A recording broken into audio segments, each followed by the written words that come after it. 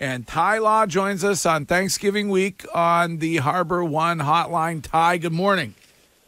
Good morning. Good morning, everybody. Wiggy, Coco, Greg, what's going on? Well, real quick before we get to football and the Patriots, little concern about a coming Thanksgiving disaster potentially, because you said you're making your mashed potatoes this evening. Yes. Then they're going to sit around for 2 days? You put them in the refrigerator. You don't cook them yet. You just make them. That's what my aunt does. I don't know about that one, Coco. We like fresh. Right. We like fresh. Yeah, Wait, are you mashing the potatoes tonight? Yeah. Oh. What Never do mind. you mean? I was going to support you because, normally you can, peel and cut the potatoes and you let them soak for a day, and then you cook them the next day.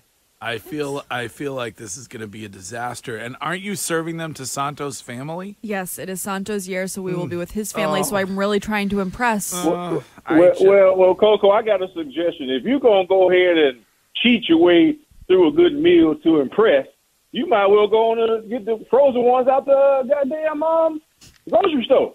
Put them in the microwave. I really want to do it, though. I'm a wife now, I really want to show that I can do it. And my aunt said that I should make them tonight, keep them in the refrigerator, and then cook them. What if everybody gets sick, though? What if everybody What do you gets mean salmonella everybody's going to get sick? Why not make them Wednesday night? Yeah.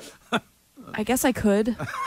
Or get up and cook them I don't on want to create any anxiety in your mind. I just think, I know from experience, if you have things that sit around remember that story about the guy who ate the Chinese food? Yeah. That was in there for a very long time. No, it was 2 days. I don't What? know. And I'm not saying this to pile on, Coco, but last night we were driving home from dinner and we all discussed what we'll cook in advance so there's not too many people in the kitchen. And we all said, don't do the potatoes until the day of. Well, we are going to a football game the morning on Thanksgiving, so I can't do it that morning. You got to be able to Okay. manage your time. I don't know. All right. There's always tomorrow, Coco. Thank you, Ty. Thank you. Let's get to football, Ty, and a win. Some would not call it an impressive win offensively, but a win for the New England Patriots on Sunday. Your thoughts? Were you impressed that they won that football game? You know what? They hung in there and found a way to win, even if it was on a walk-off punt return. I mean, they found a way to win. And that's good because at the end of the day, it all comes down to wins and losses. And Patriots, that's 2 on the Jets now, right? Yeah. Yes, it is. Yep. So, that's 2 on the Jets. So that's big time. So no matter, sometimes you got to get them ugly. Every time that we won, Wiggy, it wasn't always pretty. But at the end of the day, it gave us a better chance to go to the playoffs where you start a new season. And, hey, we won. Jets lost. Jets ain't going to the playoffs as usual. And I'm happy. Ty, when you look at this, though, and we talked to Devin, and he brought up 2011 when the offense was like a juggernaut, and they were averaging about 35 points a game. And he was like, it was like just defensively make one play. And I almost look at that's what this season is. Like the defense is so good that they got to be getting to the point where they're just like, all right, just make one play. If we turn the ball over, get us one touchdown. I mean, do you think they're at that point, or are they still at the point of like, all right, you know what, you guys are still trying to figure it out? I think they're trying to figure out some things, but let's call it what it is. I mean, we're so used to the greatness of Tom Brady and the offense being, the focal point for so many years, and now it's changing back to the old school, the defense. I mean, guys are making plays. Those guys up front are causing havoc. They're making plays in the secondary. Like I said, they're not giving up as many big plays, but they're turning the ball over, and that's all you can ask for from a defense. So the strength of this team is a defense right now. Ty, that may be true, but when you look at the quarterbacks that they've beaten, the names are kind of lackluster. Are you worried about the second half of the season when you look at the quarterbacks they're about to go up against? Somewhat of a concern, but it breeds confidence when you go out there and win, no matter what, because at the end of the day, everyone's NFL players. Everyone's getting paid, so that breeds confidence. When you go out there and play the type of football that they're playing and getting after the quarterback, I'm telling you, it's contagious. So I like what they're doing right now. Now, they don't have something to prove this week because Minnesota's going to come to play because Dallas, everybody on their team, the coaches, the staff, everybody took a can of whip ass. And they put it on Minnesota, so they're gonna be ready to roll. So it's gonna be a good challenge for the Patriots on the quick turnaround, and I'm excited to see this game. Why I'm getting the fool. eating. Well, it's 8:20. By the way, it's not on Amazon, right? It's on NBC. We don't have to go through the Amazon thing. I think it might be Am I regular. right about that? Yeah. Yeah, NBC. So you should be done eating by 8:20, Ty. It's leftover time. I'm leftover time. Tell him, Wiggy. That's preach. That's leftover time. That's when it marinates a little bit. Not leftovers from 2 days ago, Coco. It's leftover from that day. You know, that day. We're gonna eat later on that night and enjoy ourselves. You know what I mean? So this is gonna be an exciting game. Oh, because a good Thanksgiving, you probably have your eating about, I like to eat about 1:30. 1? Yeah, so then I can enjoy the leftovers. I don't want to eat too late, and then I can't enjoy the leftovers. You eat at like 3 o'clock, 4 o'clock, and then eat again at 7 Yeah, I think that's a little. Yeah, I agree with you on that one, Greg. Wiggy, that's the real fat ass talking right there. Eating at one. Eating at 1. Yeah. Eat 1, 3, 5, and 7. So I gotta eat. I gotta eat at that time. Get home from football. I'm ready to eat. Ty, when you Hey, wait. I don't think we spoke to Ty since last week. Oh. Did you? You know, I wasn't gonna forget. I need an explanation. Well, Wiggy. listen.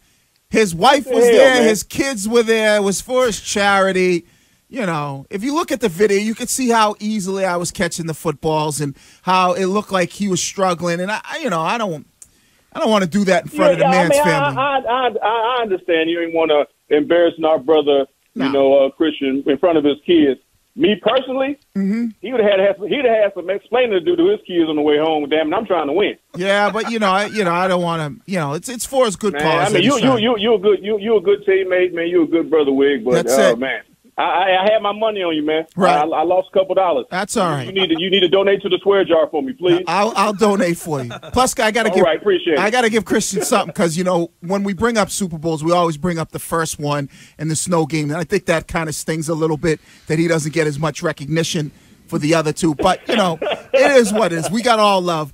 Ty, when you look at this game and one player that you got to keep your eyes on is the kid Justin Jefferson, wide receiver for the Minnesota Vikings. Yeah. How do you defend a player like that who has unbelievable hands? He's a great route runner. He's not like overly big, but he's really good with the way he kind of is able to contort his body and make all these difficult catches. Is this a game where they maybe double him, or is it a game where you play zone against him? How do you defend a guy like that?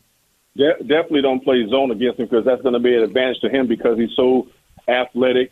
He's smooth. Like you said, the way he positions his body, I mean, the dude is the real deal. Trayvon got up in him, though. Diggs, he did his thing. So I think when you're playing against Jefferson, you have to get up in his face because you made a point in your statement that he is small. He is thin. So take advantage of him, get up in his face, and take Cousins off of him right away. So I will go bump and run off the line of scrimmage, make him work for it, and have a safety protecting you over top. All right. So predict the outcome on Thursday for us, Ty Law. Well, being that it's a short week, they just got their asses handed to them in Minnesota. I'm still not totally sold on Kirk Cousins. I think the defense of the Patriots can take advantage of this situation while he's still a little mentally messed up because what the performance they had against Dallas was not good. So you have to take advantage of that as a Patriots team, especially as a defense. All right. So it sounds like you think the Patriots win this one. And they're I think so. I really think they do. I'm not totally sold on Minnesota, but they've been playing good football. But this game, I think they've been exposed a little bit. So Patriots have to, like this, a short week. Take advantage of it. How would it go if you were on that Jets defense like you once were, and your quarterback refused to take any of the blame for the loss and the way that offense played? How would that go? Oh man, you know what? I mean that's causing friction within the locker room and the meeting room. As soon as you walk in, everybody giving you that stank eye. Like the new guy walking into prison. Everybody like who's this? What'd he do? We know what you did. You was in there, blaming everybody else and not taking responsibility. And as a team, all you had to go out there and say in your interview that we have to play better. We all have to play better. You can take it off yourself and say we all have to play better, but don't dodge the bullet and treat the situation because he played like trash and don't take any responsibility. As a quarterback, if anything, bring it all on you. Say I gotta play better. So it wouldn't be good in our locker room. I know that, especially when you got a guy like Willie McGinnis sitting on the edge. He gonna give you the steak eye every time you walk in. and Wiggy, you damn sure ain't about to say nothing to him. No, you ain't gonna say nothing. And Lawyer gonna say something. Lawyer quick to say something. Absolutely. Lawyer's gonna say something. So a guy like myself, I'll just sit back and watch and listen because it'll be funny. Because you got some guys that just can't hold it, and Lawyer and Willie is one of them. Two guys that can't hold their tongues for shit. Right. Oh, there we go. Swear jar. You got to dump out of the S-bomb. That's all on Wiggy right there, y'all. So let's have fun. Okay. Let's made a little money for the swear jar for the Greg Hill Foundation. Ty Law, I give thanks for you this Thanksgiving because we love having you on this program. So we'll talk to you again next week. All right. Hey, thanks, guys. I'll see you guys next week. Okay.